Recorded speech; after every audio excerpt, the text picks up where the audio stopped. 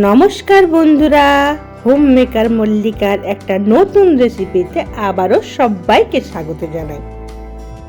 বন্ধুরা, শীতকাল মানেই নানা রকম শাকসবজির আগমন, আর সেই নানা রকম শাকসবজির সাথে মাছের রেসিপি কিন্তু বাঙালির একটা ঐতিহ্য। তাই সেরকমই একটা রেসিপি নিয়ে আজকে আমি তোমাদের সামনে হাজির হয়েছি। মাছের রেসিপি, শুধু মাছ নয় বন্ধুরা, আজকে কিন্তু আমি করে দেখাবো ফুলকপি দিয়ে মাছের ঝোল, বাঙালির চিরাচরিত মাছের ঝোল। তাহলে চলো বন্ধুরা, রেসিপিটি শুরু করা যাক। আর রেসিপি শুরুর আগে সবার প্রথমে দেখে নেওয়া যাক এই রেসিপি করতে আমি কি নিয়েছি। ঘরোয়া উপায়ে তৈরি করব সামান্য কিছু মশলা দিয়ে। তাহলে চলো সবার আগে দেখে নিই আমার এই রেসিপি বানাতে কি লাগছে। সবার প্রথমে যেহেতু মাছের রেসিপি, মাছ তো অবশ্যই লাগবে। এখানে আমি আমার প্রয়োজন অনুযায়ী 4 পিস রুই মাছ নিয়ে নিয়েছি। তোমরা ইচ্ছা করলে যে কোনো মাছ দিয়ে করতে পারো, কাতলা দিয়েও করতে পারো। আমার রুই মাছ অ্যাভেলেবেল ছিল তাই রুই মাছ নিয়েছি।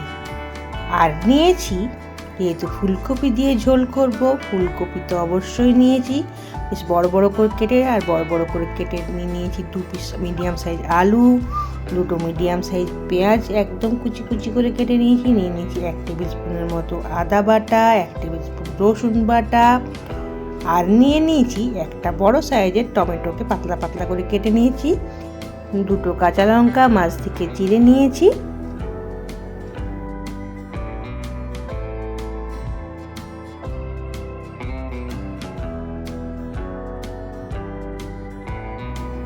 শুকনো মশলার মধ্যে লাগছে 1 টিস্পুন ধনে গুঁড়ো, 1 টিস্পুন জিরে গুঁড়ো, নুন, হলুদ, শুকনো লঙ্কার গুঁড়ো, আর কিছুটা ফ্রেশ ধনেপাতা।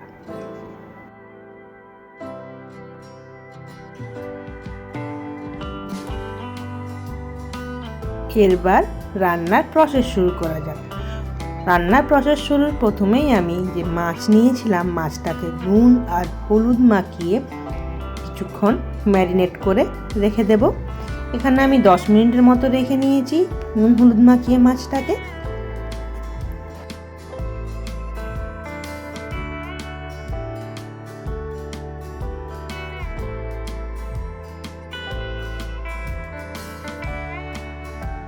মিনিট হয়ে গেছে, এরপর রান্না করে নেওয়া যাক। রান্না করার জন্য সবার প্রথমে আমি একটা গ্যাসে কড়াই বসিয়ে দিয়েছি, আর কড়াইতে বেশ খানিকটা সর্ষের তেল দিয়ে দিয়েছি। আর সর্ষের তেল যখনই গরম হয়ে যাবে তখন এর মধ্যে আমি দিয়ে দেব সামান্য একটু নুন। নুন দিয়ে দিলে মাছটা যখন আমি ভাজবো তখন কড়াইয়ের তলাতে কিন্তু চিটবে না, তাই একটুখানি নুন দিয়ে আর গরম তেলের সঙ্গে নাড়াচাড়া করে আর চতুর্দিকে কড়াইয়ে ছড়িয়ে তারপরে আমি মাছ তেলের মধ্যে দেব। তাহলে খুব ভালোভাবে মাছটা ভাজা যাবে।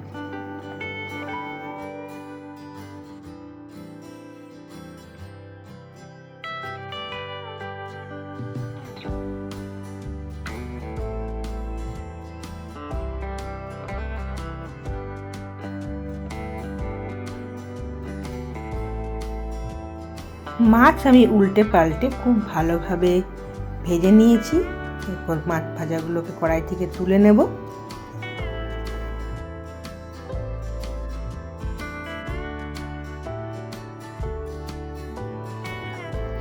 এরপর ওর অবশিষ্ট মাছ ভাজার তেলে আমি সবার প্রথমে ফুলকপিগুলোকে খুব ভালোভাবে ভেজে নেব। এখানে তেলের মধ্যে ফুলকপিগুলো দিয়ে দিয়েছি এবং তার সঙ্গে সামান্য একটু হলুদ আর নুন দিয়ে খুব ভালোভাবে ফুলকপি আমি ভেজে তুলে নেব। এখানে একটুখানি ঢাকা দিয়ে দিয়েছি যাতে তাড়াতাড়ি ভাজা হয় আর কিছুটা ফুলকপিটা সেদ্ধও হয়ে যায়। এইভাবে ঢাকা চাপা দিয়ে আস্তে আস্তে ফুলকপিটাকে একটু কম আঁচে ভাজবো।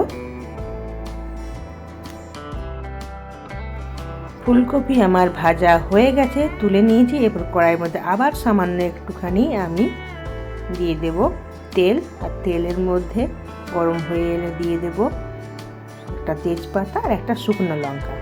তারপরে যে ডুমো ডুমো করে আমি আলু কেটে রেখেছিলাম তেলের মধ্যে দিয়ে আর হালকা করে ভেজে নেব। আলু হালকা হয়ে ভাজা হওয়ার পর তার সঙ্গে দিয়ে দেবো কুচিয়ে রাখা পেঁয়াজ। পেঁয়াজ দেওয়ার পর আলু আর পেঁয়াজ আমি খুব ভালোভাবে দুটোকে ভেজে নেব। এখানে কড়াইয়ের ঢাকা বন্ধ করে আমি ভেজে নেব, তাহলে তাড়াতাড়ি পেঁয়াজটা গলেও যাবে, পেঁয়াজ আর আলু কিছুটা সেদ্ধ হয়ে যাবে, খুব তাড়াতাড়ি ভাজাটা হয়ে যাবে।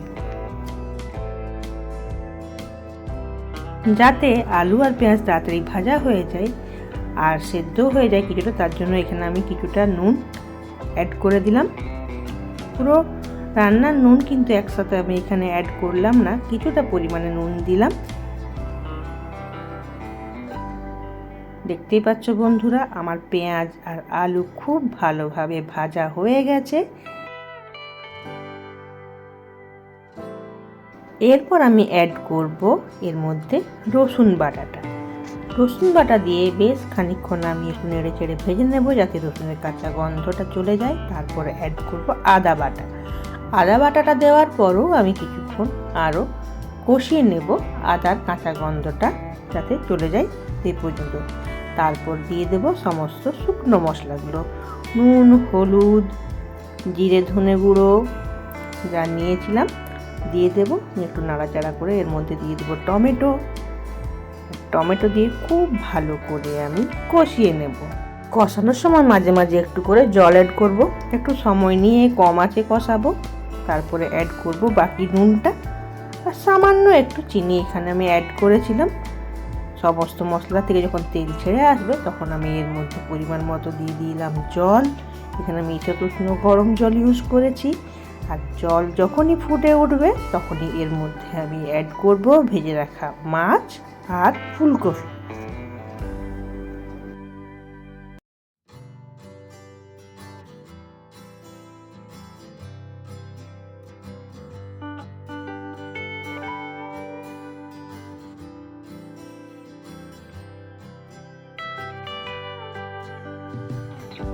ভেজে রাখা মাছ আর ফুলকপি অ্যাড করার পর ঝোলের সাথে একবার ভালো করে সমস্ত কিছু মিশিয়ে আর ঢাকা দিয়ে রান্না করে নেব ততক্ষণ পর্যন্ত যতক্ষণ পর্যন্ত না সব কিছু খুব ভালোভাবে সেদ্ধ হয়ে যাচ্ছে।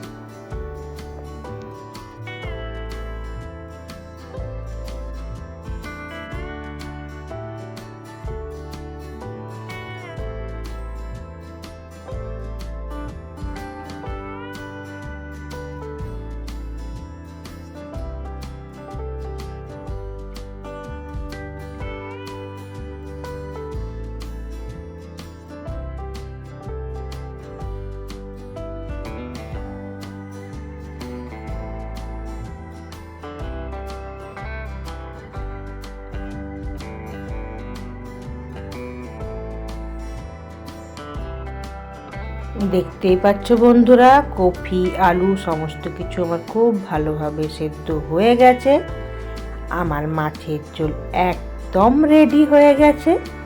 এরপর একটুখানি আমি আরও আঁচটাকে গ্যাসের বাড়িয়ে আর ফুটিয়ে নেব, ঝোলটা একটু কমিয়ে নেওয়ার জন্য। তারপর গ্যাসটা বন্ধ করে উপর থেকে কিছু ফ্রেশ ধনেপাতা আমি এখানে ছড়িয়ে দেব।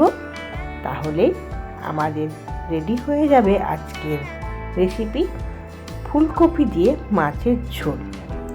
এই রেসিপির কোনো তুলনাই হয় না। বাঙালির পাতে গরম ভাতে অনবদ্য কম্বিনেশন। তাহলে রেডি হয়ে গেল আমার আজকের রেসিপি, একদম সামান্য মশলা দিয়ে ঘরোয়া পদ্ধতিতে তৈরি ফুলকপি দিয়ে মাছের ঝোল। আজকের রেসিপিটি তোমাদের কেমন লাগলো বন্ধুরা তা আমাকে অবশ্যই কমেন্ট বক্সে জানাবে। আর যদি ভিডিওটি ভালো লেগে থাকে একটা লাইক অবশ্যই করে দিও, পারলে একটু শেয়ার করে দিও। নতুন বন্ধুরা চ্যানেলটিকে সাবস্ক্রাইব করে পাশে থাকবে, এটাই আমার অনুরোধ রইল। আজকের মতো এই পর্যন্তই।